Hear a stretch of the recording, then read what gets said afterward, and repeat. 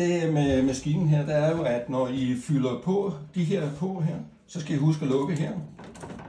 Op med de der, så I kan se hullet, så der er lukket til her. Okay. Så hiver I den ud her, og så kan den så enten hænge her, og I kan fylde på, eller I kan tage den helt af og fylde på. Ja. Når I er færdige med det, sætter I den ind igen. Helt i bund med den der, fordi der sidder en gearmotor på bagsiden, der har fat i en snegl. Så helt i bund, og så husk at åbne den der. Hvis I ikke husker at åbne de der, så risikerer I at knække sneglen på et tidspunkt. Okay. Så husk den. Når I fylder på her, så kan I også enten tage den helt af. Det er nok det nemmeste. Og så stille den på bordet. Og enten åbne låget her, fylde på, eller pille låget helt af. Eller I kan også have den hængende her. Og så kan I lige tage den ud, og så åbne den der. Men det er nok nemmest at tage den af. Så den skal også helt i bund, for der sidder også en gearmotor herinde. Der er ikke noget, man skal slukke på der. Den stopper bare selv. Altså ligesom... Hvad tænker du på? Ja, altså om der var sådan en, der skulle... Ligesom vi skulle lukke for den der, så er der ikke sådan en, der lukker derpå. Nej, Okay.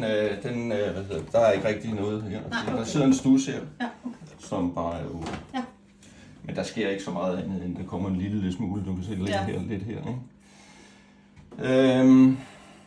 De her, det man skal være opmærksom på, når man i forhold til rengøring og sådan noget, det er, at de her mixerskåle her, de skal helst være rene nede i. Der kan lægge sig noget ganske let, især måske mælkeproduktet hernede i. Og hvis det er fugtigt, så danner det en klump, fordi det bliver så bare større og større. Og så bliver det ikke skyllet ordentligt ud. Og så lukker den til hernede til sidst, hvis I ikke er opmærksom på det. Når I ser, at der er et eller andet hernede i, så kan I pille dem af ved at åbne den, eller lukke den her op med den. Og så tager I den her ned, og så kan I pille det baglæns ud her. Og så op ad den her. Og der skal I være opmærksom på, at der sidder sådan en spids her, som har et tilsvarende hak her. Når I sætter den tilbage ned i, så skal I være opmærksom på, at den skal lige ramme den, så I knækker den der af. Fordi hvis I knækker den af, så har den tendens til selv at rydde op. Vi vender over det, ikke? Okay. Og så kan I pille det her af. Der kan se, der ligger allerede noget hernede. Det er simpelthen fordi, at vi har haft bøtten ude. Nå. Men ellers så ser den sådan ud. Og når man sætter den på, så er det bare at ramme de der to hakker der. Så sidder den som den skal. Og så modsat, når I sætter den på her. Vær opmærksom på den der, og så de der to. De skal ind i hullerne her. At de rammer alle 3 steder på en gang. Og så i bund med den der. Og så drejer jeg den bare op, hvor den var før. Og så skal den ligge an her. Inde på pladen. Lægger den ikke an, så bliver den utæt, fordi den ikke er i bund. Okay. Og så i med den der. Så er den låst fast der. Okay. Her er der en si, og selve brygkammeret her, det kan man også pille af. Det gør man ved, at man trykker her. Så har den baglæns ud her. Så kan man pille den her af. Og så sidder der det, vi kalder for en butterfly. Men det er det øverste stempel i frøkammeret, som gør, at den brygger ordentligt. Og hvis den ikke kan sige sådan her, så sidder den fast, og så får I kaffe ud over det hele. Så vær opmærksom på den også. Hvis I skal rense sien der, så kan vi lige... Hvis I skal rense sien hernede, så skal I pille det hele af her.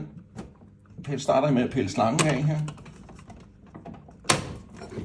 Og så den her, der sidder sådan en blå en hernede i hullet hernede i bunden, man lige trykker på. Og så kan man få den ud der, hvis man er lidt heldig. Og så kan I pille den her af. Og så kan I pille sien ud, den her vej ud, ved at trykke de her sammen. Ej, er den ikke større?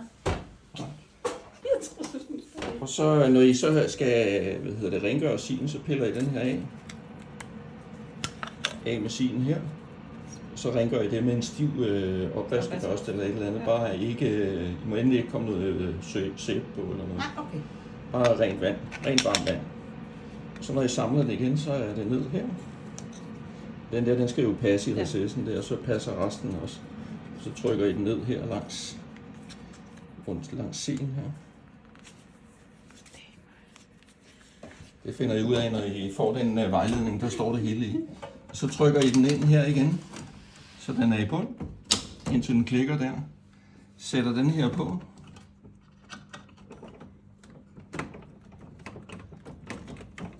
Sådan der. Når I så sætter den her på, skal I være opmærksom på, at den slange her, den skal være på indersiden. Nu skal jeg lige ramme det derinde. Sådan der, og ned med den. Jeg kan se, den sidder på indersiden der nu. Og så I med den her igen. Det er sådan lidt besværligt at have med at gøre indimellem. Nu fik jeg den ikke på plads. Sådan der. Og der skal man også være opmærksom på, at den skal ligesom mærkes, som om den er i bund. Og det er derfor, de her de er helt stramme. Det er fordi, det er dem, der ligesom holder den i bund. Hvis den for eksempel sidder heroppe igen, så får man en helt anden stråleretning på udleveringen her. Kan I se det? Ja. Så den skal man lige sørge for, at den er i bund her. Det er varme vand. Det er bare sådan en, der sidder her. Og den sidder også i med en stus dernede i, som man også lige skal ramme. Ellers, det var sådan ligesom det, der var herinde. Når man samler den her igen, så skal man lige have den op og være opmærksom på den der, og så de her to. Vi skal også lige ramme der. Og så trykker man den ind, indtil den klikker. Sådan der. Så sidder den også på plads. Det her, det er grumsbeholderen.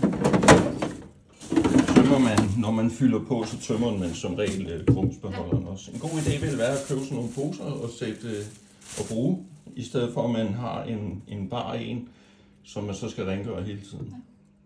Det skal man ikke, hvis man har en pose i. Og så lægger jeg ind med den igen.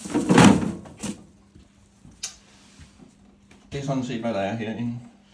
Her har vi trykbakken. Og for at få den af, eller for at få den tømt, så tager man den der op, og så kan man lige tage den ud her. Trække den her vej ud, og så kan man tømme den. Og det der gør, at maskinen finder ud af, at den her er fuld, det er de to pinde, der sidder her.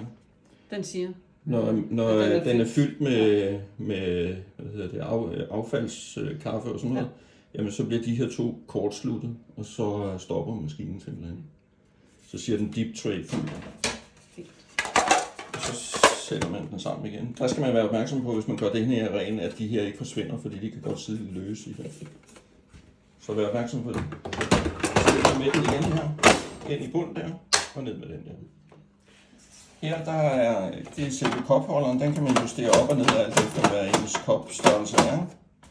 Og den kan også pilles af ved at hive den der ud, og så står man med hele det her i hånden, og den her kan pilles af, og så rengøres. Skal man lave kande, så trykker man den bare op der.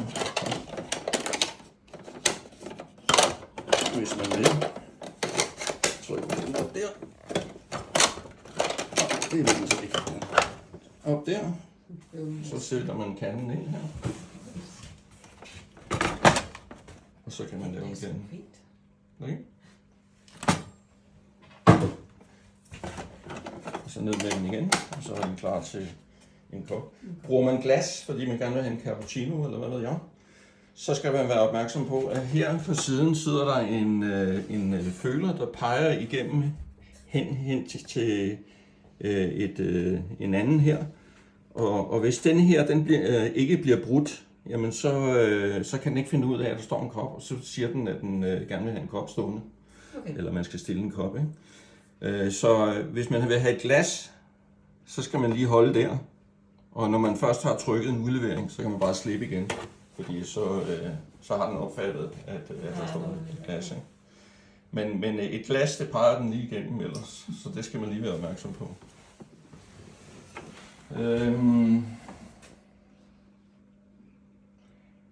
Jeg tror ikke, der er så meget mere i det.